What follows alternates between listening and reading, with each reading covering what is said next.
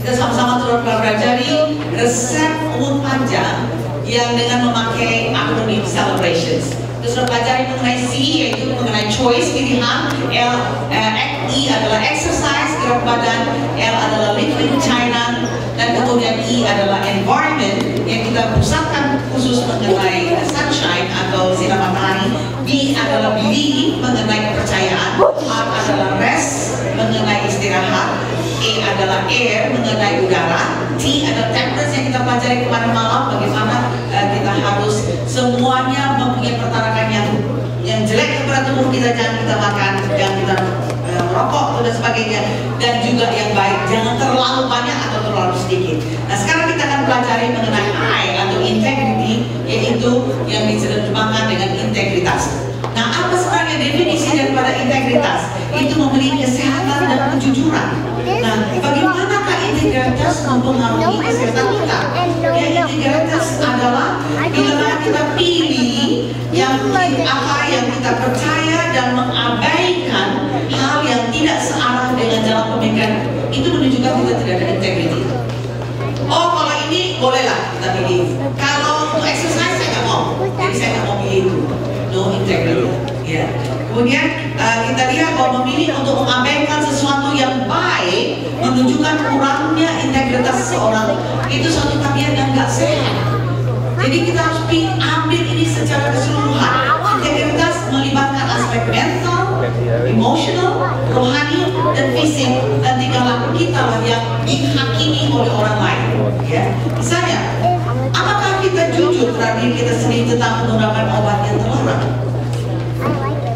Di manakah integritas seseorang yang mengatakan saya tidak peduli apakah itu second hand smoke akan menyebabkan asma kepada anak sekelilingnya, tidak peduli apakah menyebabkan heart attack, tidak peduli apakah akan menyebabkan cerebrovascular accident.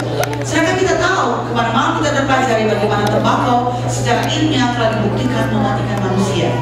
Apakah manakah integritas orang? Rokok yang ketahui merokok merusakkan tubuh perokoknya, perokok pasif dan lingkungannya. Dan kemarin kita sudah pelajari bagaimana kalau ibu itu hamil, bagaimana rokok itu akan mengakibatkan negatif efek kepada janinnya. Nah, di manakah integritas perusahaan rokok yang mengiklankan tembakau yang mematikan dengan gambar-gambar yang menipu masyarakat? Coba kalau Anda lihat di sini, orang mengatakan melihat ini iklan bahwa if you are a smoker, then is a macho. Kalau Anda adalah perokok, maka itu macho. Dan di sini kita bisa lihat di sini, kalau Anda merokok, Anda berarti termasuk golongan orang yang cantik-cantik, orang yang mempunyai uang, orang yang bisa pergi vakansi dengan pakai yacht sebagainya. Tidak pernah dilakukan satu iklan di mana orang yang merokok itu diumumkan dengan tabung oksigen. Nggak pernah, karena itu akan tidak menyebabkan orang itu tidak merokok. Dan iklan-iklan inilah yang mempengaruhi kita. Salah satu penyelidikan yang menyatakan bahwa iklan itu benar-benar mempengaruhi kita adalah satu penyelidikan yang dilakukan di Maryland, di mana mereka mengadakan survei terhadap John Camel yang lebih dikenal oleh anak-anak yang umur 6 tahun.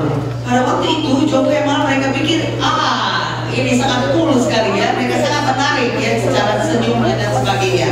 Dan kemudian mereka lihat setelah R.J. Reynolds mengiklankan Joe Camel selama 3 tahun, hanya baru 3 tahun. Ya, inilah mereka dapatkan perokok di bawah umur 18 tahun merokok merek Camel meningkat dari 0,5% menjadi 32,8%. Dan kemudian mereka lihat bahwa penjualan illegal sales itu kepada anak-anak di bawah umur melonjak dari 6 juta US dollar menjadi 476 juta US dollar.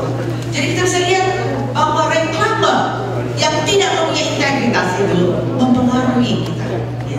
Kalau sajalah direklamakan Joe Camel sekarang sudah masuk di rumah sakit, sudah menderita dan diinfus dan sebagainya, gak ada orang yang mau rokok Joe Camel.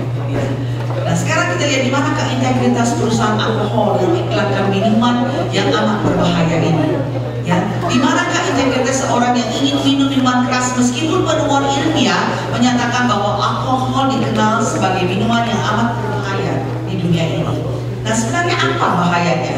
Nah, kita lihat bahwa alkohol itu konsentrasinya, etil alkohol itulah yang berbahaya. Jadi apakah di dalam 1,5 ounce liquor, apakah di dalam 5 ounce daripada wine, apakah dalam 12 ounce dari bir, tidak menjadi masalah. Sebab ini semua mempunyai 0,5 ounces of etil alkohol. Itu yang berbahaya. Nah, alkohol itu mempunyai efek samping di mana orang akan merasa enak, orang akan merasa bisa rileks, ya, rilekskan badan, melonggarkan lidah. Sering kalau orang malu-malu, adalah minum dulu alkohol supaya bisa bicara, ya, karena dia terlepas, ya. Jadi orang rasa seperti itu akan membuat mereka jadi lebih berani. Sebenarnya bukan itu. Kita akan belajar lebih lanjut. Menghilangkan rasa pedih dan penderitaan hidup. Inilah akibatnya. Kalau kita minum alkohol, maka itu penghambatan daripada frontal lobe itu akan ternyata. Jadi sebenarnya kalau misalnya kita kan harus inhibit, ya. Misalnya kita tahu bahwa kita tidak boleh buka baju, ya, atau kita tidak boleh membunuh. Tapi karena kita minum alkohol, maka hambatan itu, inhibisi itu nggak ada lagi.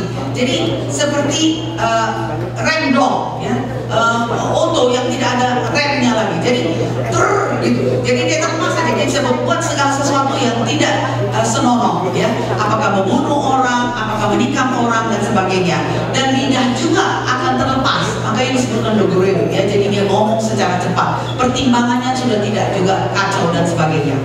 Alkohol adalah masalah nasional. Kalau kita lihat 80% tindakan kriminal berhubungan dengan alkohol. Sebelum orang melakukan sesuatu, hati nuraninya kata nggak bisa saya bunuh orang. Tapi setelah dia minum alkohol, dia nggak bisa bunuh orang karena dia sudah tidak ada hambatan lagi. 50% kehamilan remaja berhubungan dengan alkohol. Dan kemudian 2/3 dari kasus pembunuhan adalah hubungan dengan alkohol. Dan kemudian 1/3 dari pelecehan keluarga berhubungan dengan alkohol. Nah, berita yang disampaikan ke otak itu akan sangat lambat dicapai ke otak, sehingga ketika minum mengambang dan dia merasa sangat-sangat rileks setelah meminum alkohol. Seorang merasakan suasana yang begitu rileks. Nah, yang paling berbahaya kita lihat adalah wanita, ya. So kita lihat wanita tidak mempunyai ini apa yang dikatakan dengan alcohol dehydrogenase. Itu adalah satu enzim. Jadi kalau berpacaran, wanita dan pria sama tingginya meminum sama jumlah alkohol. Sebabkan karena kekurangan alkohol dehydrogenase pada wanita, maka wanita itu tidak bisa mengkonversikan sehingga kadar alkohol akan lebih tinggi di dalam darah wanita. Dan wanita itu akan melakukan perkara-perkara yang sangat memalukan dan sangat memberikan penjelasan kemudian hari. Jadi itulah sebabnya kita harus lebih berhati-hati kalau kita mempunyai anak wanita, ya. Kemudian kalau kita lihat keracunan berhubungan dengan kadar alkohol darah, ya. Kalau dia 0,01% dia tidak ukur keracunannya. Tapi kalau dia 0,5% rasa gairah. Jadi social drinking inilah 0,05%, dan 0,8% baru ada kurang koordinasi. Kemudian 0,10% sudah gangguan koordinasi nyata, sampai 0,4% orang itu akan meninggal ataupun akan pingsan, ya. Ini dampaknya. Nah, sekarang kalau kita lihat meminum alkohol secara sosial hanya untuk di pesta aja 0,05%, itu saja sudah melemahkan natural killer cell. Jadi sel darah putih kita yang memakan sel-sel kanker itu akan dilemahkan karena meminum alkohol hanya 0,05%. Kemudian diperlukan 2 gelas alkohol untuk mengurangi produksinya beta limfosit sebesar 67%. Jadi kadar alkohol yang 0,05% yang hanya kita di pesta aja minum, ya, itu akan merusak fungsi leukosit, terutama polimorfo leukosit, ya. Dan lebih banyak alkohol diminum, lebih terganggu kesigapan orang, ya. Sehingga kita bisa, waktu mereka lakukan satu studi yang sangat besar oleh Dr. Michael Lauer dan Paul Surrey, para research dari National Heart, Lung and Blood Institute di Amerika Serikat. Ini waktu itu mereka mengadakan penelitian terhadap 1,3 juta wanita dan pertengahan umur di Britain, di England, dan mereka katakan tidak ada kadar alkohol yang diminum, tidak ada kadar alkohol yang diminum yang dapat dianggap aman.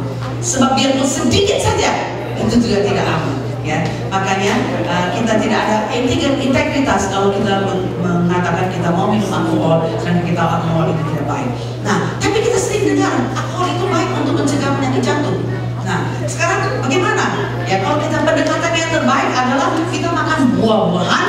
saya selalu sebut, termasuk buah anggur yang mengandung flavonoid. Itu yang mereka perlukan, flavonoid dari red wine, ya.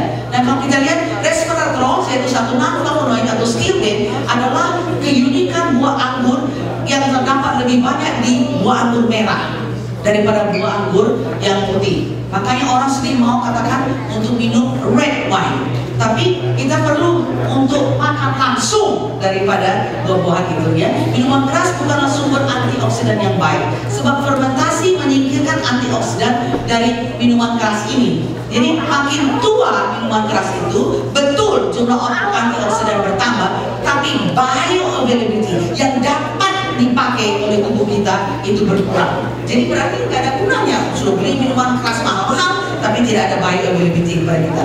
Kemudian untuk mendapatkan supply dari restoran, makanlah banyak buah anggur merah. Itu akan dapat mengurangi kemungkinan untuk menjadi penekatan daripada sel-sel darah sehingga menyebabkan terjadinya koroner. Ya, jadi makanlah makanan yang mengandung quercetin, menurunkan kejerungan untuk melengket platelet spaces ini dan menjaga cyclic flow reduction sehingga pembuluh darah koroner tidak akan tersumbat. Jadi kemungkinan terdapat heart attack itu berkurang. Nah, sekarang implikasi integratif, kita harus menyadari ketidakjujuran kita di dalam diri kita sendiri. Apakah jujur untuk mengatakan saya memerlukan lebih dari satu wanita? Bagaimanakah integritas memberikan dampak bagi masyarakat? Dapatkah Anda dipercayai? Apakah pasangan Anda mempercayai Anda sepenuhnya? Dapatkah Anda mempercayai diri Anda sendiri? Bagaimanakah dengan kesehatan? Ya, terdapat 40 juta penderita daripada AIDS. Bukan diasumsikan siapa yang menderita AIDS menunjukkan orang itu tidak mempunyai integritas. Tapi bagaimana dengan integritas daripada orang yang sengaja menggunakan darah-darah yang telah terkontaminasi dengan AIDS? Bagaimanakah integritas daripada dokter yang tidak mau menerangkan risiko suatu penyakit kepada pasien itu? Bagaimanakah integritas orang yang tidak memberitahukan bahwa ia sudah terkena infeksi? Bagaimanakah integritas orang yang tidak mempraktekkan hubungan seks yang aman? Bagaimanakah integritas seorang wanita yang membohongi suaminya atau sebaliknya? Kini ada 5.500 kematian sehari karena menderita AIDS. Pembuatan peti mayat merupakan usaha yang melonjak. 3 kematian dalam 1 menit di benua Afrika. Orang selalu berteriak, pakailah kondom. Tidak cukup, haruslah ubahlah pertama Anda. Di manakah integritas dari industri film yang mengagungkan kehancuran rumah tangga dan kebebasan seks, namun menyatakan solidaritas terhadap pencegahan AIDS? Tidak masuk di akal. Nah, itulah sebabnya bila kita jujur terhadap diri sendiri, kalau kita tidak jujur kepada diri kita sendiri, bagaimanakah kita dapat jujur kepada orang lain? Marilah kita mulai revolusi dalam diri kita sendiri untuk mempunyai integrity, mempunyai integritas. Kita perlukan untuk selalu hidup yang honest, yang jujur. Bila kita mau memenuhi kehidupan kita dengan celebrations, maka kita tidak harus lupakan untuk untuk huruf I yang berarti integrity. Tapi manusia itu mempunyai hati yang sangat kotor, hati yang sangat licik. Kita baca di Yeremia 17 ayat 9, betapa liciknya hati, lebih licik daripada segala sesuatu. Hatinya sudah membatu, a stony heart. Siapakah yang dapat mengetahuinya? Nobody knows it. Kita sendiri yang tahu dan Tuhan yang tahu. Tapi kita berterima kasih karena kekristenan mengajarkan kita perlunya untuk regenerate, membuat hati yang baru, mengadakan pembaruan hati yang baru ini. Dan hanya Tuhan satu-satunya yang dapat melakukan pembaruan hati kita yang kecil. Jadi dikatakan di dalam Yeskiel 36 ayat 26, kamu akan kuberikan hati yang baru dan roh yang baru di dalam batinmu, dan aku akan menjauhkan dari tubuhmu hati yang keras, dan aku memberikan kepadamu hati yang taat. I will take away your stony heart and I will give you a heart of flesh. Hanya Tuhan yang dapat memberikan kepada kita hati yang baru yang mempunyai integritas. Ingatlah, tanpa integritas kehidupan kita akan penuh kehidupan kita akan penuh dengan kebukaan. Tanpa integritas, kehidupan kita akan penuh dengan penyakit. Dan tanpa integritas, kehidupan kita akan penuh dengan kebukaan. Sebab itu, marilah kita hidupkan seluruh prinsip celebration sebagai satu paket resep kesehatan, termasuk hidup yang penuh dengan integritas, sehingga Tuhan dapat memenuhi kehidupan kita dengan pesta perayaan celebration. Ini demikian selesai presentations mengenai integritas. Terima kasih.